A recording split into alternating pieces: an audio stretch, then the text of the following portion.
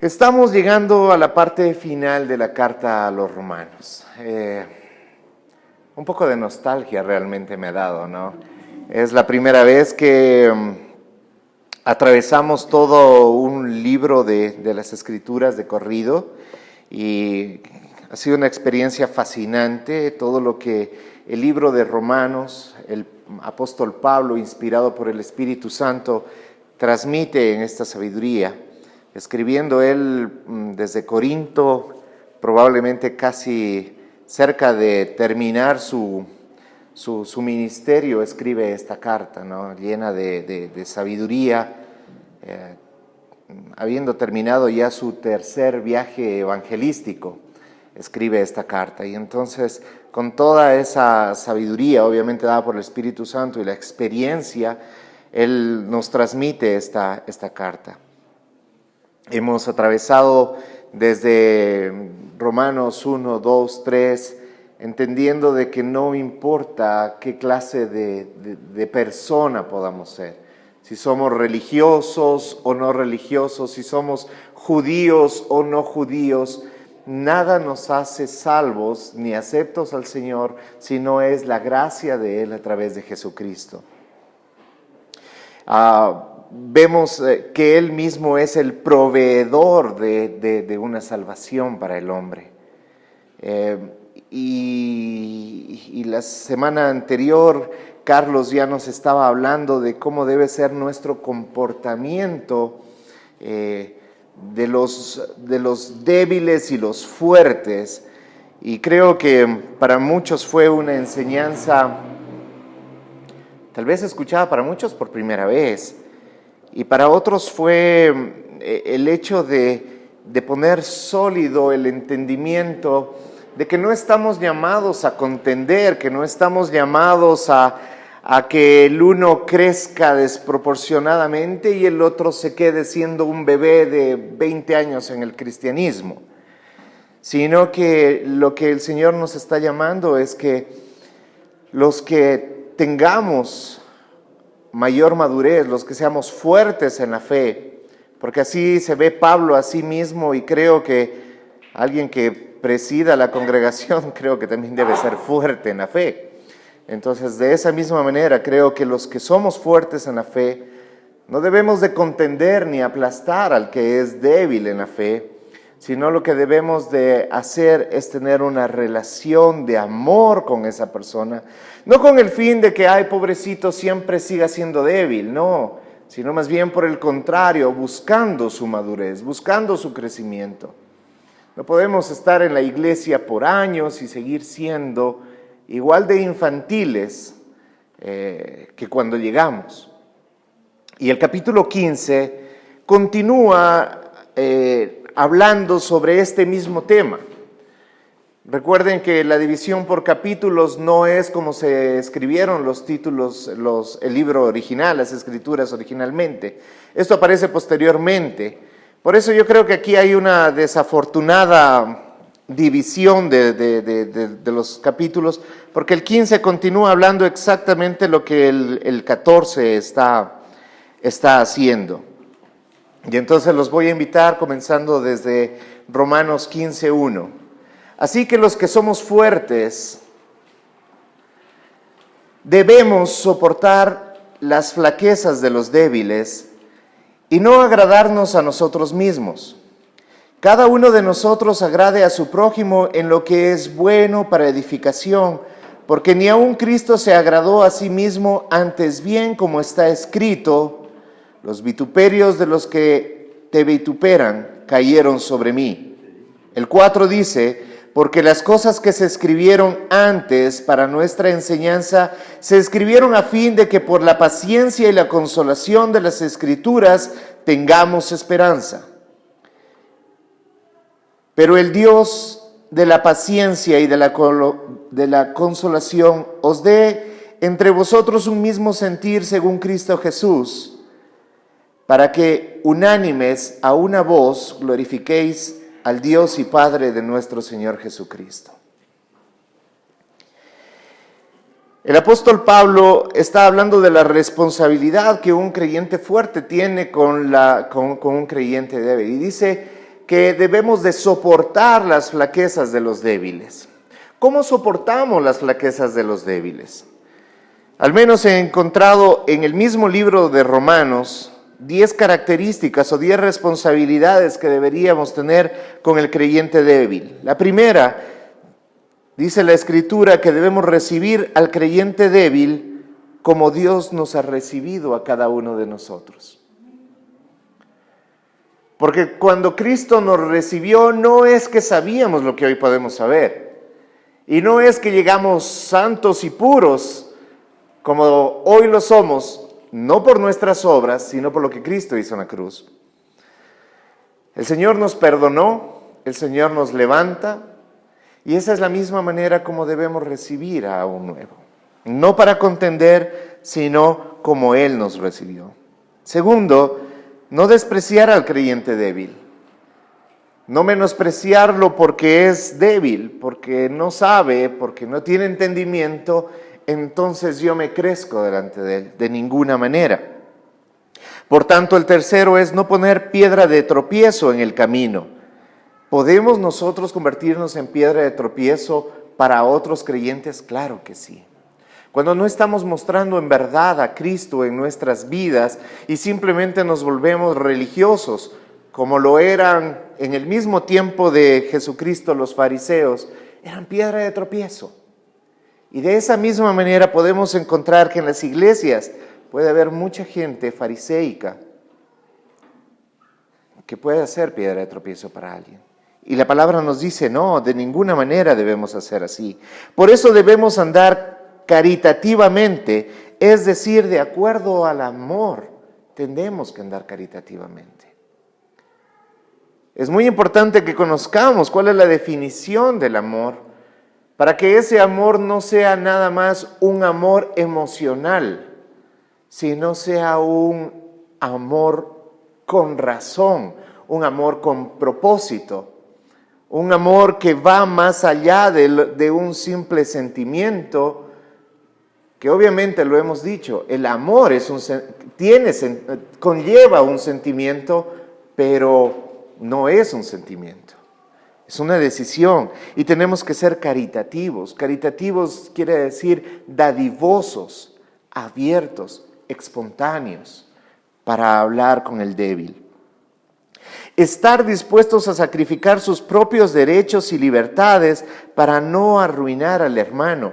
Eso es lo que también vemos acá en el versículo 2 cuando dice cada uno de nosotros agrade a su prójimo en lo que es bueno. No se trata de vivir la vida agradando a las personas. El mismo apóstol Pablo en otra de sus cartas dice, no como agradando al hombre, sino agradando a Dios. Pero cuando estamos hablando en este sentido, lo que él está diciendo es que obviamente nosotros debemos agradar a nuestro hermano para lo que es bueno en base a lo que hemos aprendido de Dios. Carlos nos hablaba de la libertad que tenemos para, no sé, la Navidad, el guardar el día, ciertas comidas y todo eso, y es verdad y está bien. ¿Quién te puede poner una cadena y decirte no? Porque es muy triste que los cristianos sean conocidos por todos los no que no puedes hacer. Pero ¿no sería más bien que debemos de ser conocidos por la libertad que Dios nos ha dado? No el libertinaje, sino la libertad que Dios nos da.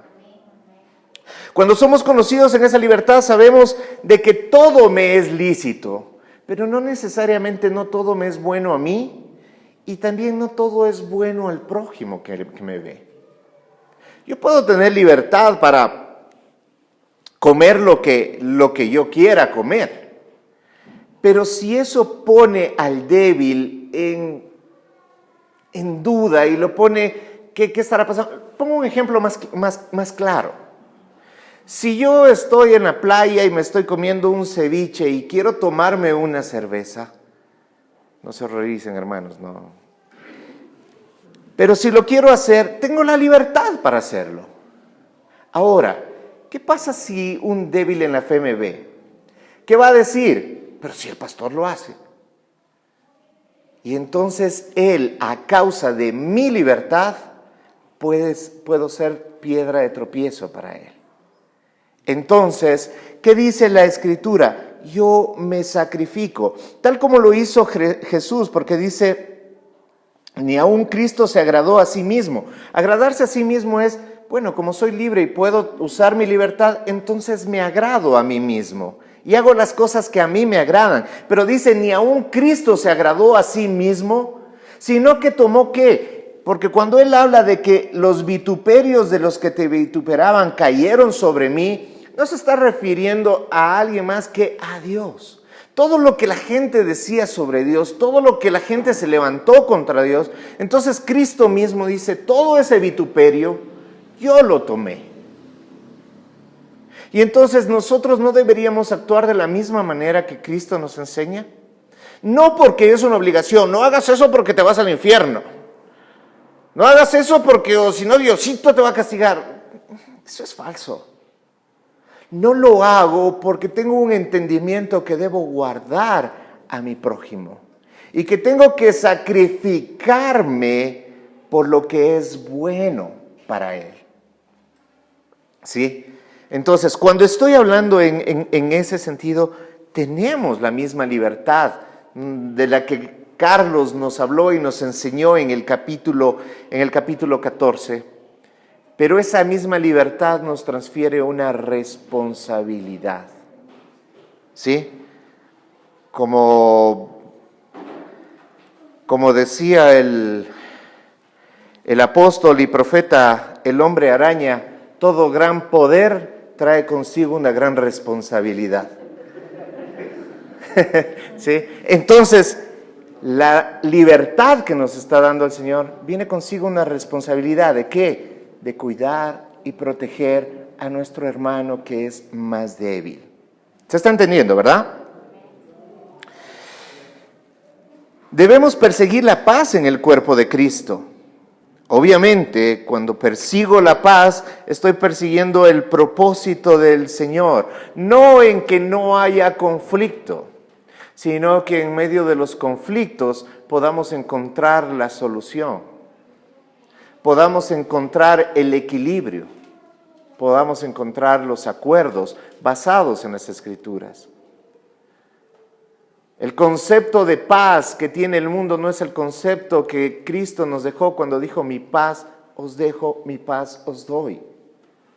Si ustedes se ponen a ver la vida de Cristo, al menos lo que nos cuenta las Escrituras, los 3 años y medio antes de su muerte, ¿dónde estaría la paz entendida como la entiende el mundo? Pero Él sin duda en el fruto del Espíritu, el amor, el gozo, la paz, la paciencia, la benignidad, la bondad, el dominio propio, estaban presentes en Él. Debemos edificar y levantar al hermano débil poniendo gradas para su crecimiento. Qué bonito que se expresa esa analogía, ¿no? Poniendo gradas para que pueda haber un crecimiento, para que pueda haber un desarrollo. La palabra dice a la plenitud del varón perfecto en Cristo Jesús. A todos nos está llamando que transitemos ese camino. Un camino de desarrollo, un camino de crecimiento espiritual que nos acerque cada vez más a ser como Cristo. El día de ayer hablamos con unos hermanos y decíamos, eso es lo que debemos llegar a ser, porque el Evangelio es deseable. Dice que es fruto deseable. Cuando el cristianismo se ha rodeado de una esfera de no, ¿para quién es deseable? Para nadie, la verdad. No me puedes decir, no, hermano, yo sí. Para nadie es deseable. Pero es deseable cuando entiendes el amor que Dios tiene a la humanidad que no lo merece, entregando a su Hijo Jesucristo. La respuesta obvia es amor también. Y por ese amor a Dios y a mi prójimo, yo tengo que ser luz en medio de la oscuridad. Tengo que ser sal. Esa sal que por ejemplo, quienes han tenido ganado, se les da de comer sal, ¿no? Y después de que han comido la sal, ¿qué hacen? Agua en cantidades. Las buenas nuevas del Evangelio es sal para el mundo, para que sean sedientos de buscar aquel del que bebieren, no volverán a tener sed jamás. Agua de vida eterna. Y eso es lo que tenemos que ser para nuestro hermano débil, para nuestro hermano inmaduro. Tenemos que mostrar esa luz y esa sal para que él continúe ese camino, ser gradas para que él pueda crecer. No hacer alarde de nuestra propia libertad ante el hermano débil, ya lo explicamos. Soportar con paciencia sus flaquezas, aunque es difícil, ¿verdad? A veces podemos querer sacar nuestra humanidad, pero no. Solamente pensemos que comparados con nuestro Salvador, ¿qué tan fuertes seremos nosotros? El mejor, el más fuerte de nosotros, el que más conozca la Escritura y más viva conforme a la palabra, comparado con Cristo, ¿cómo sería? Un débil total. Y no lo vemos a Cristo haciendo alarde de sí, sino teniendo compasión para levantarnos. Y obviamente nuestra responsabilidad no es agradarnos a nosotros mismos, sino agradar a nuestro hermano a través de un ejemplo correcto. ¿Y esto cómo lo hacemos? Justamente el 5 lo dice, pero el Dios de la paciencia y de la consolación os dé entre vosotros un mismo sentir según Cristo Jesús. Porque aquí podemos caer y decir, bueno, y el fuerte y el débil. A ver, en este sentido debemos de tener un mismo sentir. Entonces todos tenemos que pensar exactamente iguales. No se está refiriendo a eso. Cuando dice debemos tener un mismo sentir, está hablando de que debemos estar en el mismo canal. ¿Y cuál sería ese canal? Ese canal es Cristo. Porque no estamos para contender entre lo que se debe y lo que no se debe hacer, porque eso sería inmadurez. Lo que debemos estar es en el mismo canal de decir, bueno, ¿a quién seguimos? Y si seguimos a Cristo, entonces agrademos a Cristo. Y con eso tenemos la respuesta a todas esas preguntas que nos podemos hacer. ¿Podré hacer esto? ¿Podré hacer aquello? ¿Podré ponerme tatuaje? ¿Podré ponerme arete? ¿Podré bailar? ¿Podré comer? ¿Podré hacer esto? ¿Podré festejar la Navidad? No lo sé. Agrádale a Cristo y punto. Y si le agradas a Cristo en tu libertad, agrádale a Cristo en tu libertad. Con la responsabilidad de que hay gente que te está mirando. En el último desayuno de varones, alguien dijo, yo he aprendido mucho mirándolos a ustedes. Entonces, eso hablábamos y decíamos, siempre hay alguien que nos está mirando. Siempre estamos siendo ejemplo para alguien. Siempre. Obviamente estábamos hablando en ese caso de nuestros hijos. Nuestros hijos siempre nos están mirando. Parece que no. No sé si les ha pasado que ustedes están conversando con alguien y ellos están jugando por ahí, como que no están escuchando nada, ¿sí? Y después te dan el resumen con punto y letra de todo lo que dijiste, ¿no es cierto? Asimismo, aunque parece que tus hijos pueden estar adolescentes tal vez, parece que no quieren saber nada de ti, siempre se están fijando en ti. Y asimismo, en la congregación, los hermanos siempre están mirando, no con el fin de criticar, espero que no, porque eso no estaría bien, pero sí con el propósito de crecer. Y si tú sabes que alguien te está mirando y eres responsable con él, ¿cómo debe ser tu comportamiento? No debe ser un comportamiento hipócrita. Voy a la iglesia y me porto bien para que me vean todo chévere, pero ¿y donde nadie me ve cómo me comporto? No, porque ese sería un comportamiento hipócrita. Y el Señor no nos ha llamado a ser hipócritas, nos ha llamado a vivir una vida cristiana real y verdadera en todo tiempo, cuando nos ven y cuando no nos ven.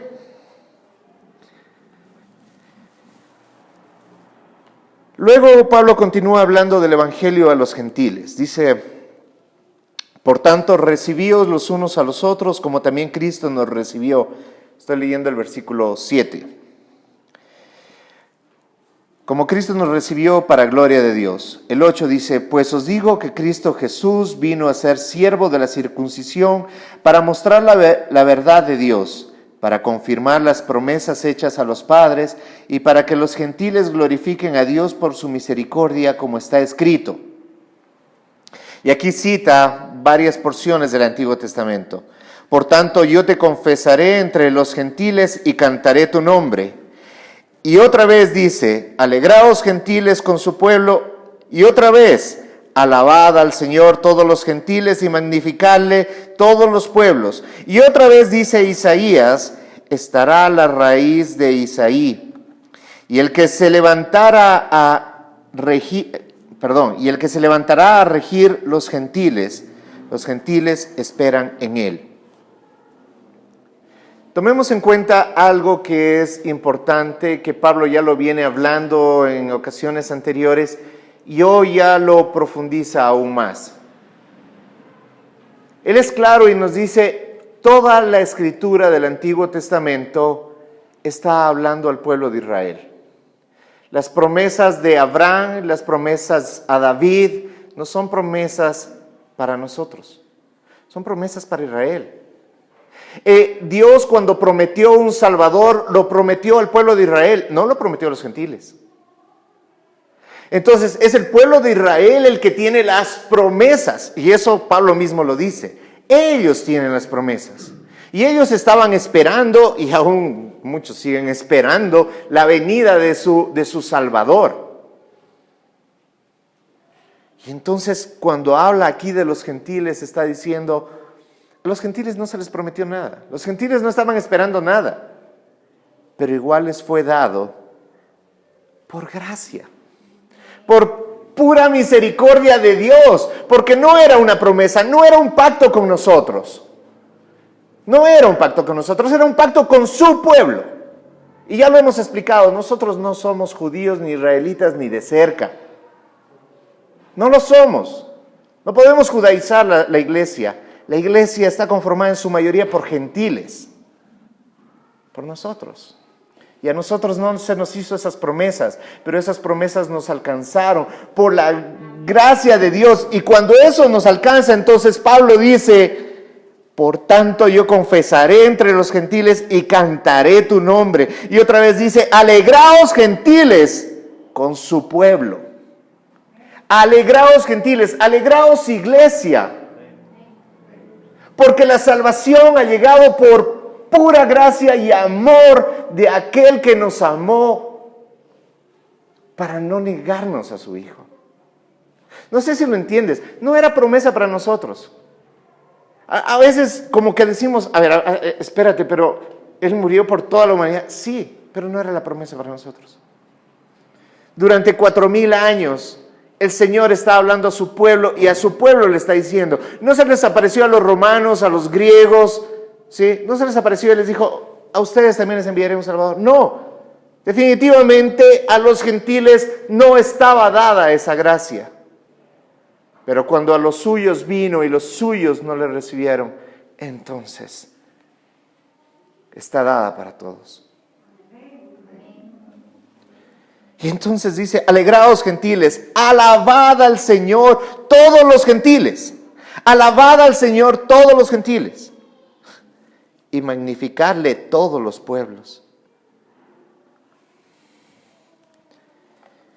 Continúa diciendo, y el Dios de esperanza os llene de todo gozo y paz en el crecer, para que abundéis en la esperanza por el poder del Espíritu Santo. No había esperanza para el gentil, pero Él se convirtió en nuestra esperanza. Él se convirtió en nuestro Redentor. Él se convirtió en nuestro Salvador y en nuestro Señor. ¿Cómo no alabarle? ¿Cómo no adorarlo? Es como cuando tú no estás esperando nada y simplemente tu camino es directo al matadero y no tienes esperanza. Porque el judío tenía una esperanza, algún día vendrá, algún día aparecerá. Pero para nosotros no había esperanza. Y cuando no había esperanza, aparece el Señor de toda esperanza. Pero estoy seguro que vosotros, hermanos míos, de que vosotros mismos estáis llenos de bondad, llenos de todo conocimiento, de tal manera que podéis amonestarlos los unos a los otros. Vuelve en base a esto a hablar sobre el tema inicial que estaba hablando. Y obviamente el amonestarlos quiere decir, amonestar propiamente quiere decir buscar el bien superior de otro. Amonestados no quiere decir, ande y fastídiale la vida. ¿Sí? Muchos pueden entender eso. No, amonestados quiere decir buscar el bien mayor del otro. Y obviamente es una responsabilidad de los pastores, pero claramente la Escritura aquí nos está dando a todos nosotros una responsabilidad. Entonces, ¿el hermano maduro puede amonestar a su hermano? Por supuesto que sí. Si lo ves que está haciéndose daño, ¿no sería lo bueno que en el amor que le tienes, le ayudes y le evites ese dolor y ese daño? Pero muchas veces suele decir, hermanitos, yo le vi a tal haciendo esto, vamos a orar por él. Eso no está bien. No está bien orar por el que está pecando. No, lo primero es, anda y amonéstalo. Lo otro se convierte en un chismerío, porque mientras estás orando, ay Señor, y quítale esos ojos lujuriosos al hermanito, y entonces lo que estás haciendo es estás chismeando. Y el Señor no nos ha llamado a chismear, nos ha llamado a amonestarnos los unos a los otros, a llamarnos la atención. Llamar la atención no es algo malo, llamar la atención es decirle, te estás perdiendo el rumbo, ¡ey! Y entonces uno cuando es llamado la atención dice, cierto, perdí el rumbo, ok, vuelvo y me encamino. Eso es amar al hermano.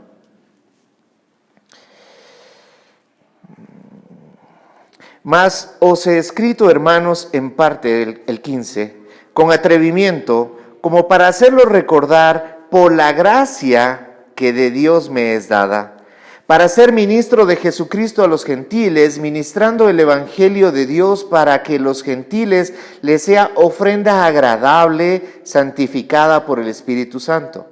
Tengo pues de qué gloriarme en Cristo Jesús, en lo que a Dios se refiere. Porque no osaría hablar sino de lo que Cristo ha hecho por medio de mí para la obediencia de los gentiles, con la palabra y con las obras, con potencia de señales y prodigios en el poder del Espíritu de Dios, de manera que desde Jerusalén y por los alrededores hasta Ilírico, todo lo he llenado del Evangelio de Cristo. Y de esta manera me esforcé a predicar el Evangelio, no donde Cristo ya hubiese sido nombrado, para no edificar sobre fundamento ajeno, sino como está escrito, aquellos a quienes nunca les fue anunciado acerca de él, verán, y los que nunca han oído de él, entenderán. Pablo es un hombre muy orgulloso. Pero no es orgulloso de él, es orgulloso de lo que Cristo hace. Por eso él dice, me glorío en estas cosas, pero no por mí, no por lo que yo he hecho. 3 viajes misioneros, he pasado cárceles, he pasado todo. Hermanos, yo soy el apostolazo. ¿Sí? No estoy hablando de este tiempo, estoy hablando de Pablo. Pablo no dice eso. Pablo más bien por el contrario siempre se nulifica a él, a pesar de que hay grandes prodigios, señales y todo lo que él está narrando, pero él nunca se lo atribuye como suyo. Nunca habla de él como el ungido de Dios. Siempre habla de él como el siervo de Dios. Y esto es un ejemplo muy grande y muy fuerte para cada uno de nosotros. Porque ¿qué tenemos nosotros que no nos haya sido dado?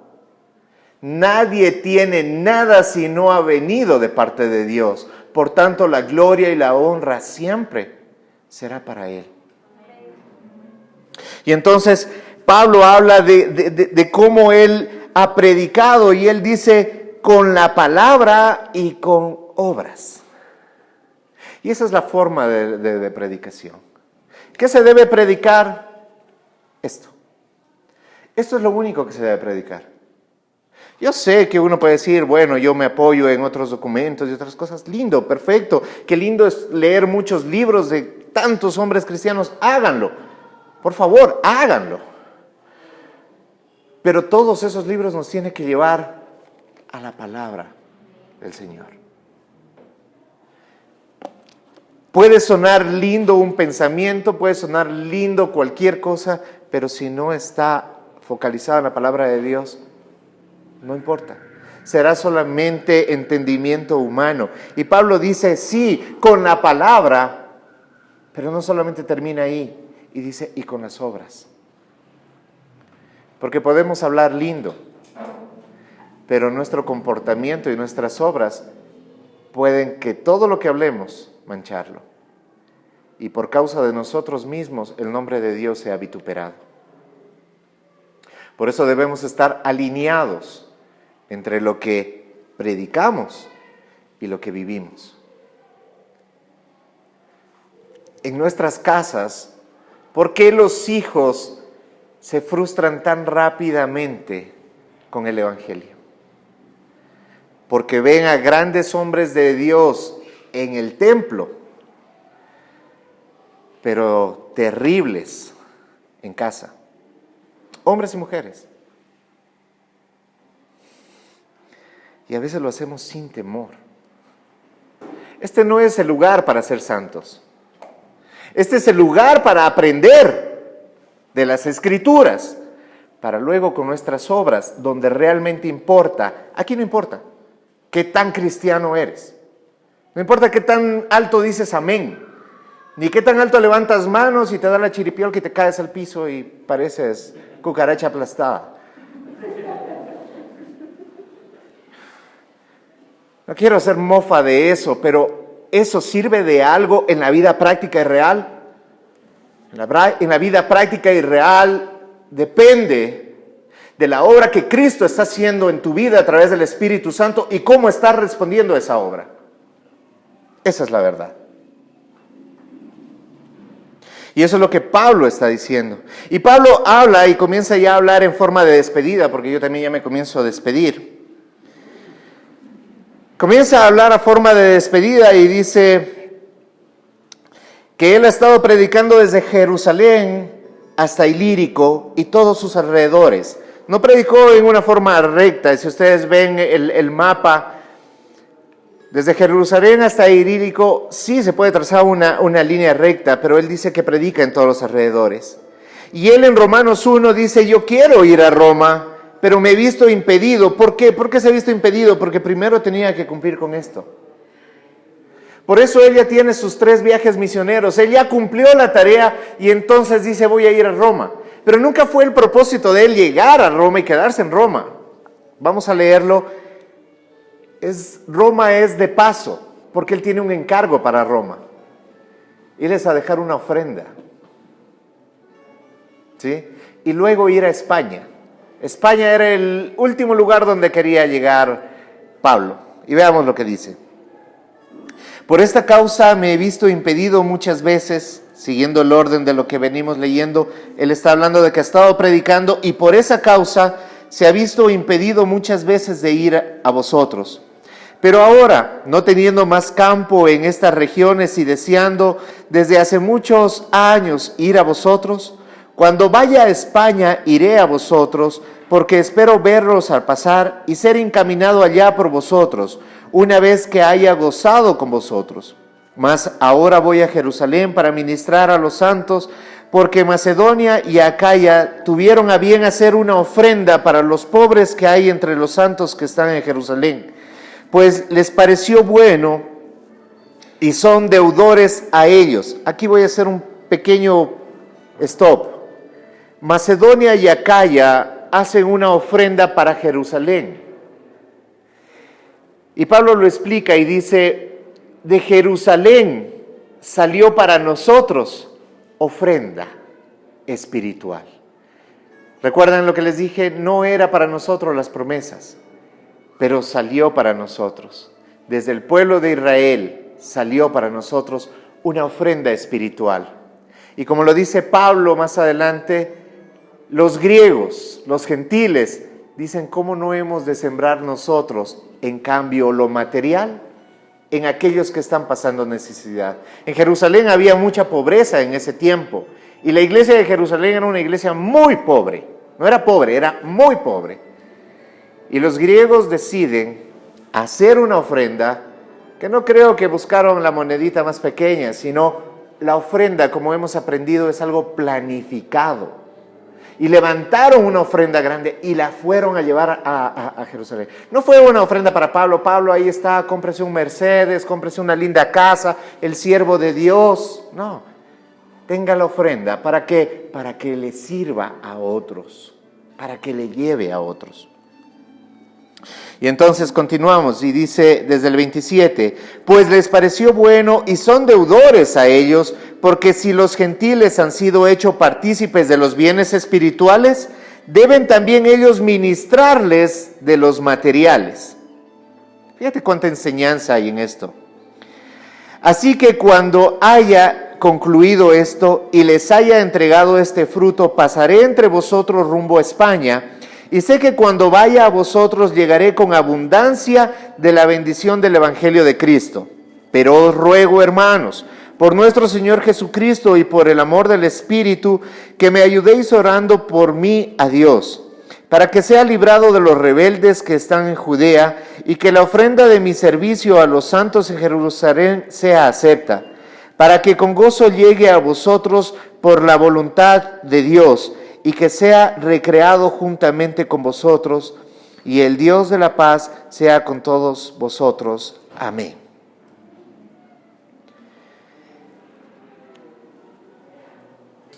Él lo que le pide a la iglesia es que oren por él. Si ustedes leen Hechos de los Apóstoles, y probablemente será lo que leeremos tal vez a fines de este año, comenzaremos una predicación inductiva de este libro. Vamos a entender mucho mejor a lo que se está refiriendo Pablo en este momento. Pero lo que él está hablando es la deuda que tenemos con el pueblo de Dios. Lo voy a explicar, porque no se trata de que, bueno, levantemos una ofrenda y depositémosla para Jerusalén, no. Eso fue en el primer siglo, ¿no? Y él está hablando en este sentido. Pero espiritualmente nos está diciendo, debemos entender cuánta gracia hay para los gentiles, cuánta gracia hay para la iglesia, no para Arco, para la iglesia universal del Señor. Y cuánto deberíamos nosotros comprometernos con que el reino de Dios sea expandido y llevado a todos lados. Pablo continúa con sus deseos de ir a Roma, en camino a España, pero a pesar de ser un hombre de Dios y estar sintonizado con el Señor, él sabe que el que tiene la última palabra es Dios. Sus anhelos son buenos, pero él no es un siervo de sus anhelos, él es un siervo de su Señor. Y eso es un ejemplo que deberíamos aprender. El capítulo 16 lo voy a leer nada más, no lo voy a enseñar porque son saludos personales y muchos de nosotros podemos decir, ¿para qué vamos a estar listando todo eso? Además de hacer una lista para buscarle un nombre a nuestros hijos, no le veo mayor propósito. No, realmente estos saludos personales son una enseñanza enorme para la iglesia en cuanto al servicio de cada una de las personas que se nombra aquí. Partiendo, por ejemplo, de que de las 5 primeras personas que se nombra, 3 son mujeres. Lo que muestra que la mujer tiene un ministerio importantísimo en la iglesia. Importantísimo. ¿Sí? Y ese tipo de enseñanzas lo vamos a ver, pero nuevamente les digo, para entender todo esto debemos entender Hechos de los Apóstoles. Porque ahí vemos el ministerio de esta gente que se nombra. Voy leyéndolo para terminar. Os recomiendo además, comienza el capítulo 16, os recomiendo además nuestra hermana Febe. Ve qué bonito. Febita, ven para acá. Irán anotando los que están próximos a tener hijos. ¿Sí? Bueno, dice, amén, eso es fe, hermano. La cual es diaconisa de la iglesia en Cercrea. Propiamente la palabra original no es diaconisa. Y no quiero hablar si propiamente hay ese ministerio de diaconisa. Pero exista bíblicamente o no el fundamento para la diaconisa, la mujer tiene un ministerio precioso en la iglesia. ¿Y por qué no ser reconocida como una diaconisa? ¿Podrá ser pastora? Bueno, entre lo que es el ministerio quíntuple, ¿por qué no? Si es un don de Dios. No estoy hablando de ser ancianos, porque creo que es lo único que tal vez la mujer no haría, porque siempre da características de un varón. Pero de resto, predicar en la congregación sí, dice que no enseñe, pero predicar podría hacerlo. Hay diferencias que se deben aclarar, pero eso será tela de otra predicación. Que recibáis en el Señor como es digno de los santos y que la ayudéis en cualquier cosa en que necesite de vosotros, porque ella ha ayudado a muchos y a mí mismo. Un principio que se establece aquí: el que ayuda debe ser ayudado. Generalmente entendemos que el que ayuda, como está más cerquita de Dios, no necesita ayuda. No, sirviéndonos los unos a los otros. ¿Sí? Entonces dice, esta mujer ha ayudado mucho y ahora les encargo, ayúdenle en todo lo que puedan, porque ella me ha ayudado a ustedes y me ha ayudado a mí, también dice Pablo. Saludad a Priscila y Aquila. Este matrimonio es impresionante y solamente quiero hacer notar que Priscila y Aquila son nombradas en el Nuevo Testamento 6 veces. Y 3 de esas veces se la nombra primero a Priscila. Esto era inconcebible en el tiempo de los apóstoles. Siempre se nombraba primero al varón. Pero siempre Jesucristo y sus discípulos, sus apóstoles, siempre rompen esquemas. Y lo que muestra probablemente la Escritura es que tal vez Priscila era más entusiasta en lo que hacían, que por eso Pablo la pone primero. Y ya van a ver lo que dice de ellos. Mis colaboradores en Cristo Jesús, que expusieron su vida por mí, o sea, le salvaron la vida a Pablo, a los cuales no solo yo doy gracias, sino también todas las iglesias de los gentiles. Saludad también a la iglesia de su casa. Mira, la iglesia no se reunía como nosotros, se reunía en casas. ¿Tenemos que volver a hacer eso?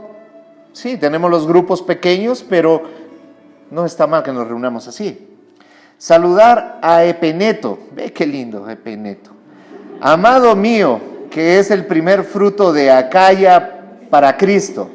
Saludad a María, la cual ha trabajado mucho entre mis parientes y mis compañeros en prisiones. Mira el ministerio que tiene cada una de estas personas, que para estar su nombre en las Escrituras, debieron haber hecho algo, sin duda.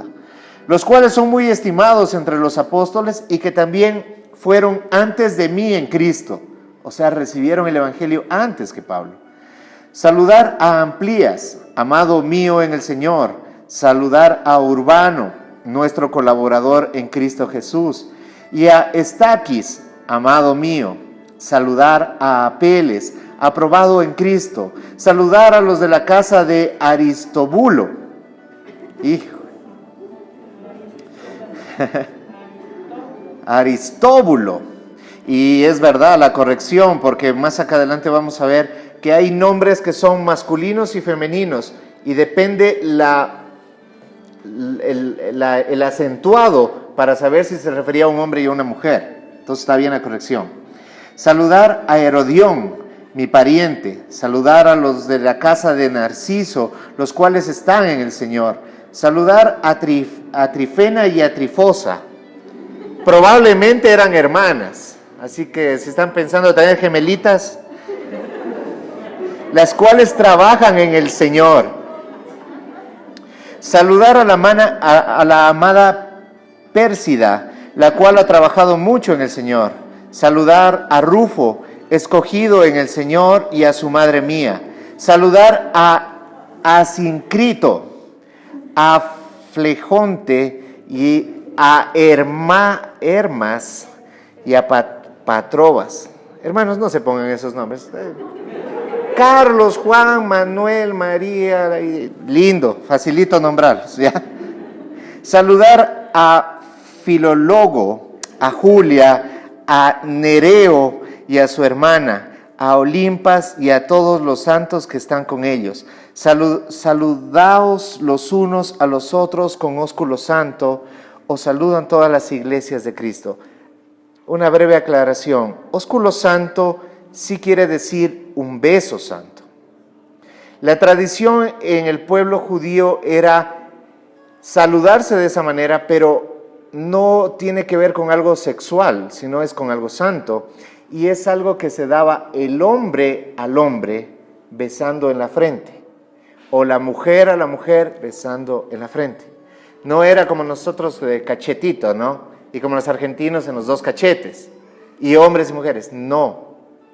Inclusive, para nuestro tiempo, el ósculo santo no sería propiamente un beso, porque en nuestra cultura latina, inclusive, cuando uno dice saludados con ósculo santo y uno se da así el y así todo, pierde el sentido de santidad y de propósito.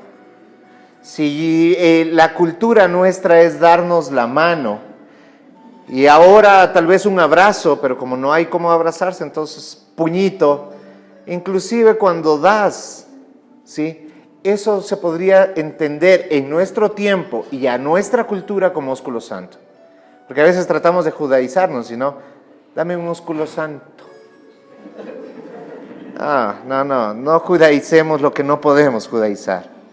Mas os ruego, hermanos, que os fijéis en los que causan divisiones y tropiezos en contra de la doctrina que vosotros habéis aprendido y que os apartéis de ellos. Es una clara advertencia a nuestra responsabilidad de qué es lo que estamos escuchando, qué es lo que estamos aprendiendo. No es que yo fui a esa iglesia y como ahí enseñaban eso y ahí me aguanto.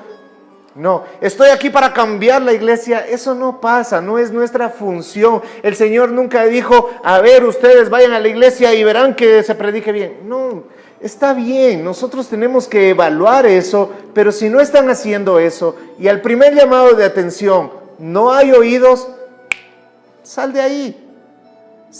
Eso nos dice la palabra.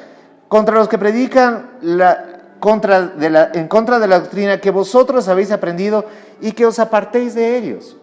Facilito. ¿Qué tienes que hacer? Apartarte de ellos.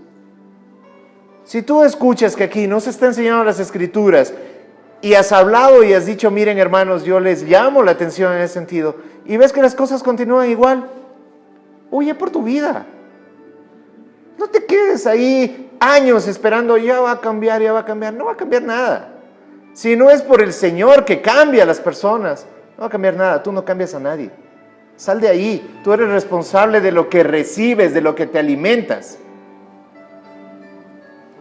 Porque tales personas no sirven a nuestro Señor Jesucristo, sino a sus propios vientres, y con suaves palabras y lisonja engañan los corazones de los ingenuos. Por tanto, no seamos ingenuos, hermanos. Porque vuestra obediencia ha venido a ser notoria a todos, así que me gozo de vosotros, pero quiero que seas sabios para el bien e ingenuos para el mal. Y el Dios de paz aplastará en breve a Satanás bajo vuestros pies. La gracia de nuestro Señor Jesucristo sea con vosotros. Os saludan Timoteo, mi colaborador, y Lucio, Jasón y Sosipater, mis parientes. Yo Tercio, se refiere al que está escribiendo, al amanuense sería en derecho. Yo Tercio, que escribí la epístola, os saludo en el Señor. Os saluda Gayo, hospedador mío y de toda la iglesia. O sea, había una iglesia de hogar en su casa. Os saluda Erasto, tesorero de la ciudad, y el hermano Cuarto. Cuarto es nombre, no cuarto en posición. La gracia de vuestro Señor Jesucristo sea con todos vosotros. Amén. Y termina con lo que es doxología final. Y al que puede confirmarlo según mi evangelio. Muchos han sacado que hay el evangelio de Jesucristo y el evangelio de Pablo. Nada más alejado de la verdad. Usemos esa palabra nomás. El evangelio de Pablo dice, mi evangelio está tomando como suyo lo que Cristo ha hecho. Si yo digo, estoy predicando mi evangelio, no es que Juan Diego sacó un nuevo evangelio y hay Juan Diego 1, 2 y 3 y el retorno de Juan Diego. No hay eso. Si yo digo, estoy predicando mi evangelio, tomo como mío las palabras de Pablo y la enseñanza de Jesucristo. A eso se está refiriendo. Estoy dando un ejemplo, nada más. Vuelvo a leer. Y al que puede confirmaros según mi evangelio y a la predicación de Jesucristo según la revelación del misterio que se ha mantenido oculto desde tiempos eternos, pero que ha sido manifestado ahora, y que por las escrituras de los profetas, según el mandamiento del Dios eterno, se ha dado a conocer a todas las gentes para que obedezcan a la fe. Obedezcan a la fe, no a la ley, obedezcan a la fe. Al único y sabio Dios sea gloria mediante Jesucristo para siempre. Amén. ¿Por qué no le damos un aplauso al Señor por el libro de Romanos?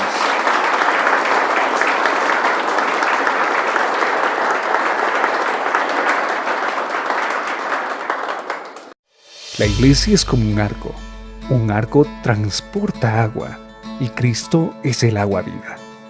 Un arco nos conecta y como iglesia debemos conectarnos con la gente, velando por los intereses de los demás. Un arco es la fuerza que envía valientes hombres de Dios y un arco genera unidad entre dos cosas separadas, Dios y el hombre. Esa es la iglesia, la esposa. Vivamos la iglesia, seamos el arco.